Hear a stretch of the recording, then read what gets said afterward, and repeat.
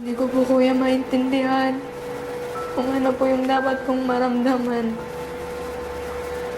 Alam ko, hindi naging madali ang nangyari sa iyo ngayon.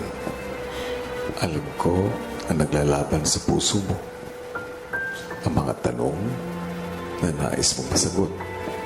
Pero sana ang mga kaganapan na ito ay maging daan para mas maging bukas ang inyong puso sa posibilidad na magkaroon ng magandang relasyon.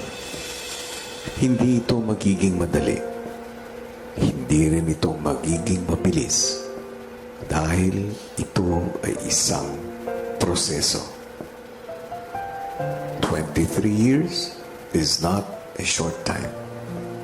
Hindi ko naman po siya mapipilit na maging ganun ang loob niya sa akin.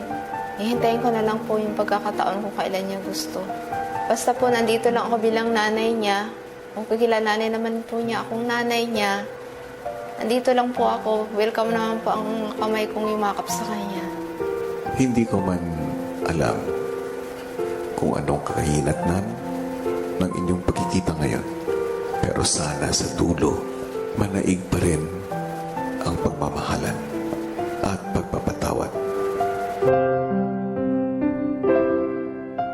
Ang emosyonal pa rin na si Marie, may hiniling naman kay Kuya.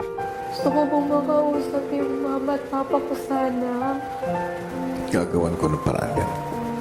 Sa ngayon, makakabalik ka muna sa loob ng bahay.